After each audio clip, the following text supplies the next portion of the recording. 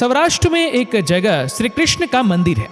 उससे 1 मील की दूरी पर रुक्मिणी का मंदिर है। श्री कृष्ण के इर्द गिर्द गोपियां है, राधा है, लेकिन रुक्मिणी जी 1 मील दूर है। क्यों? क्योंकि रुक्मिणी पूर्ण स्त्री नहीं है, उसमें पुरुष छिपा है, जबकि श्री कृष्ण पूर्ण पुरुष है और राधा पूर्ण स्त्री है। राधा का कोई आग्रह नहीं है, कोई जिद नहीं है। राधा ऐसी स्त्री है कि उनमें पुरुष तत्व 1% भी नहीं है। ऐसी पूर्ण शरणागति है राधा की, इसलिए राधा का नाम पहले आता है, बाद में श्री कृष्ण का। प्रकृति अपनी महिमा में पूरी हो और पुरुष भी अपनी महिमा में पूरे हो तो वे राधा कृष्ण जैसे हो जाते हैं। उस मंदिर में ऐसा दिखाया गया है कि श्री कृष्ण गोपियों के साथ बंसी बजा रहे हैं और राधा साथ में है, जबकि रुक्मिणी का मंदिर 1 मील की दूरी पर है, जिसमें प्रतिमा की आंखें तिरछी है, जो फरियाद करने का स्वरूप है। श्री कृष्ण बताते हैं कि जिसके जीवन में कुछ फरियाद है, कुछ आग्रह है, वह मुझसे मीलों दूर है, और जिसके जीवन में न आग्रह है न फरियाद है, वह मेरे नृत्य में नृत्य हो जाता है, मेरे साथ एक हो जाता है। एक बार गौवे चराते चराते श्री कृष्ण के बाल सखाओं को बड़ी जोरों की भूख लगी। तब श्री कृष्ण ने कहा, जाओ यज्ञ करने वाले जो कर्मकांडी है उनके पास से भोजन ले आओ। सब ग्वाल बाल गए और उनसे भोजन मांगा। वे कर्मकांडी अपने को शुद्ध मानते हैं और श्री कृष्ण को मूर्ख मानते हैं। वे कहने लगे, अरे गोप बालको, यज्ञ तो पूरा कर लेने दो। यदि जीव को देहाध्यास है तो श्री कृष्ण कुछ मांग रहे हैं, फिर भी उन्हें कुछ देगा नहीं, लेकिन स्वाहा स्वाहा करके आहुतियां डालेगा। स्वाहा स्वाहा करके भी तुम क्या चाहते हो? स्वर्ग। और स्वर्ग से क्या चाहते हो? थोड़ा सा सुख। अरे सुख का सागर तुम्हारे पास उमड़ रहा है भैया। श्री कृष्ण के लिए उन्होंने भोजन नहीं दिया। श्री कृष्ण ने कहा, ये आधे पुरुष है, जाओ गोपियां पूर्ण स्त्री है, उनके पास जाओ, वे भोजन दे देंगी। स्त्री का हृदय जरा नरम होता है। उन गोपियों ने, ब्राह्मण पत्नियों ने ग्वालों को भोजन दे दिया। श्री कृष्ण सुख के लिए कुछ नहीं चाहते, क्योंकि श्री कृष्ण का जीवन पूर्ण विकसित जीवन है, मुस्कान का जीवन है, वे स्वयं में पूर्ण है। श्री कृष्ण की गीता पर असंख्य टीकाएं हुई है। तिलक ने कर्मवाद ढूंढ लिया, गांधी ने अहिंसा परमो धर्म ढूंढ लिया, शंकराचार्य ने अद्वैत, रामानुज ने भक्ति मार्ग, योद्धाओं ने युद्ध करने का कर्तव्य और सांख्यवादियों ने दर्शन ढूंढ लिया। अर्थात जिसने जैसे चश्मे से देखा श्री कृष्ण की गीता में, उसे वैसा ही मिल गया। जिसने नजर से जहां देखा वहां श्री कृष्ण पूर्ण ही दिखे, क्योंकि श्री कृष्ण सर्वत्र स्वयं में पूर्ण है। फिर तुम जिस नजर से देखो, योद्धाओं में देखो, तो श्री कृष्ण के समान कोई योद्धा नहीं। राजनीति में देखना हो तो श्री कृष्ण जैसा राजनीतिज्ञ नहीं, और राजा के रूप में भी देखो तो श्री कृष्ण पूर्ण है। समाज के नैतिक मूल्य और सामाजिक जीवन के उत्थान के साथ साथ बौद्धिक व आध्यात्मिक विकास करवाना, ये श्री कृष्ण का कार्य कर रहा है। यदि उनके किसी व्यवहार में समाज ने फरियाद की है तो एक बात में की है कि जब श्री कृष्ण कंस मामा को स्वधाम पहुंचाकर मथुरा में रहने लगे, तब पड़ोसी राजा उत्पात करने लगे, क्योंकि वे सब कंस के ही आदमी थे। मथुरा की जनता ने श्री कृष्ण से निवेदन किया कि जब से आप मथुरा आए हैं, यहाँ की जनता को बहुत सहन करना पड़ रहा है। जिस नगर में, जिस राज्य में झगड़े होते रहते, वहां की प्रजा को सहन करना ही पड़ता है। श्री कृष्ण जब इससे अवगत हुए तो उन्होंने जाना कि कंस का विनाश करने से और राजाओं ने वैर भाव मोल ले लिया है, इसलिए आपत्ति आ रही है। अतः श्री कृष्ण समाज के हित का ख्याल रखते हुए मथुरा छोड़कर अज्ञातवास में चले गए। अज्ञातवास में भी श्री कृष्ण और बलराम चुप नहीं बैठे।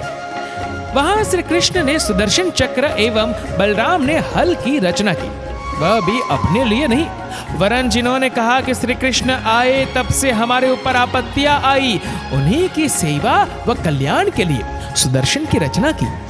श्री कृष्ण की कितनी उदारता है, कितनी करुणा है, कितनी समता है और कितना रचनात्मक जीवन है। श्री कृष्ण कभी आलसी या प्रमादी होकर नहीं बैठे, कर्म तो कर रहे हैं, लेकिन कर्तृत्व की आसक्ति नहीं है। फल भोग रहे हैं लेकिन भोक्तृत्व का भाव नहीं है। ऐसा भी नहीं कि आलोचनाएं सुनकर त्याग पत्र दे दिया, नहीं, वे स्वयं में पूर्ण है। राजाओं से युद्ध करना पड़ रहा है तो कर रहे हैं, और रण छोड़कर भागने का मौका मिला तो भाग रहे हैं। ये नहीं सोचते कि लोग मुझे कायर कहेंगे, नहीं, ऋषि का वरदान फलित करने के लिए भाग रहे हैं। कितनी समता है। श्री कृष्ण राजनीति में भी पूरे हैं। उनमें अपने सुख के लिए राजनीति का कपट न था, अपितु धर्म की स्थापना, अधर्म का विनाश, आसुरी वृत्तियों के दमन तथा सात्विक वृत्ति का सृजन करने के लिए, प्रजा के पालन के लिए तथा आसुरी वृत्ति वालों को भी अपने धाम में ले जाने के लिए श्री कृष्ण उसका उपयोग करते थे। श्री कृष्ण के जीवन में सर्वोच्च एवं प्रमुख विशेषता ये है कि प्रत्येक परिस्थिति में अपने स्व के छंद में मस्त रहते थे। ऐसा नहीं कि श्री कृष्ण आए और उनको मिश्री ही खाने को मिली, उतना जहर लेकर भी तो आई थी। ऐसा नहीं कि उनके जीवन में चारों तरफ सफलता ही थी, और ऐसा भी नहीं कि श्री कृष्ण सबके लिए मधुर मधुर ही बोलते थे। वे डांटते इस तरह थे मानो तलवार की तीक्ष्ण धार। जब भगवान श्री कृष्ण दुर्योधन के यहाँ संधि दूत बनकर गए तो दुर्योधन ने आमंत्रण दिया कि आप हमारे यहाँ भोजन कीजिए। श्री कृष्ण कहते हैं, दुर्योधन, तुम्हारे यहाँ मैं भोजन क्यों करूं? तुझे पता नहीं कि भोजन दो कारण से लिया जाता है। पहला तो जहाँ प्रीति होती है वहां लिया जाता है। तुम्हारा मेरे प्रति प्रेम नहीं और मेरा तुम्हारे प्रति प्रेम नहीं, फिर मैं तुम्हारे घर में भोजन कैसे कर सकता हूँ? दूसरा, किसी के यहाँ भोजन उस व्यक्ति को करना पड़ता है जो अन्न में महंगा हो, तो मैं अन्न में महंगा भी नहीं, अन्न तो मुझे कहीं भी मिल जाएगा। इतना स्पष्ट कहने में भी श्री कृष्ण पूर्ण समर्थ थे, और थोड़ी सी छाछ के लिए नाचने को भी पूर्ण तैयार थे। कूटनीतिज्ञ कहते हैं कि श्री कृष्ण बड़े कूटनीतिज्ञ थे। अरे, श्री कृष्ण का जीवन ऐसा समग्र है कि जो कुछ उनमें देखना चाहो वह सब मिल जाएगा, क्योंकि वे जो भी करते हैं वह पूर्ण ही होता है। विनोद भी करेंगे तो पूरा करेंगे, रास्ता भी बताएंगे तो पूरा बताएंगे, भाग भी जाएंगे तो पूरे भाग जाएंगे, नाचेंगे तब भी पूरे नाचेंगे। महाभारत के युद्ध के आरंभ के युद्ध क्षेत्र में अलग अलग योद्धाओं ने अलग अलग शंख बजाए। किसी ने कुछ बजाया तो किसी ने कुछ। श्री कृष्ण ने पंचजन्य नामक शंख बजाया। पांचजन्य का बजाना इस बात का घोतक है कि हमारी जो 5 ज्ञानेंद्रियां हैं उनमें प्राण फूंकता हूँ, अर्थात मैं पूरे का पूरा यही हूँ। दूसरे जो योद्धा थे उनमें से किसी का एक हिस्सा युद्ध भूमि में था, अर्थात किसी की 1 इंद्रिय, किसी की 2 और किसी की 3 इंद्रियां वहां पर थी। लेकिन श्री कृष्ण जहां होते हैं वहां उनकी 5 ज्ञानेंद्रियों के साथ पूर्ण होते हैं, अर्थात श्री कृष्ण जहां भी होते हैं पूरे होते हैं, जबकि हम बटे हुए होते हैं। हम जब सत्संग में होते हैं तब कहीं और भी होते हैं, दुकान पर होते हैं तो थोड़े घर भी होते हैं, और घर पर होते हैं तो थोड़े बाजार में भी होते हैं, बाजार में होते हैं तो थोड़े परिवार में भी होते हैं, परिवार में होते हैं तो थोड़े धर्म में भी होते हैं। लेकिन श्री कृष्ण जैसे व्यक्ति जहां भी होते हैं पूर्ण ही होते हैं। चीर हरण लीला बताती है कि चीर हरण करके श्री कृष्ण वृक्ष पर बैठ गए हैं और बंसी बजा रहे हैं। लोग क्या कहेंगे? कुछ नहीं, विनोद में भी पूरा वही हो सकता है जिसका जीवन विकारी नहीं, जिसके जीवन में सहजता है, वह तो पूर्ण ही है।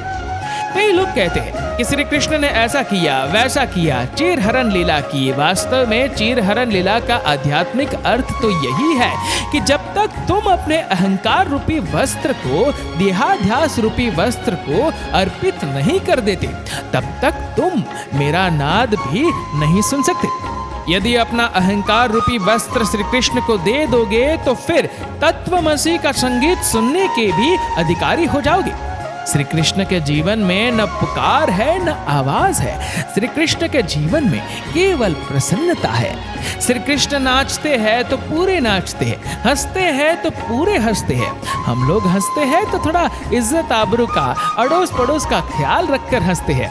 आप हंसोगे तो इधर उधर देखकर हंसोगे, फिर भी पूरे नहीं हंसोगे। रोगे तब भी पूरे नहीं रोगे, नाचोगे तो भी पूरे नहीं नाचोगे। किंतु श्री कृष्ण जिस समय जो करते हैं पूरा करते हैं, खाते हैं तो पूरा, डांटते हैं तो पूरा, नाचते हैं तो पूरा। इस अवतार ने, आदि नारायण ने हमारे जीवन को पूर्णता की ओर ले जाने के लिए ही सारी लीलाएं की है। साधुओं को, सज्जनों को पूर्ण जीवन व्यतीत करने की ओर ले जाने के लिए तथा जो दुर्जन है उनका मार्ग बदलने के लिए जो अनादि ब्रह्म का अवतरण हुआ है उसका नाम है अवतार। फिर चाहे उसे श्री राम कह दो या श्री कृष्ण कह दो, मर्जी तुम्हारी है।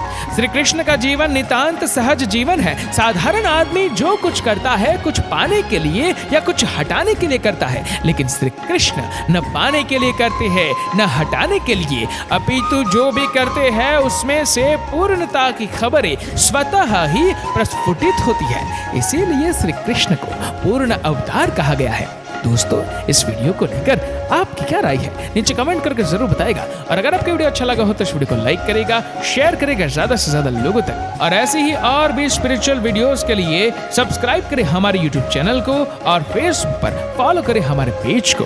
धन्यवाद।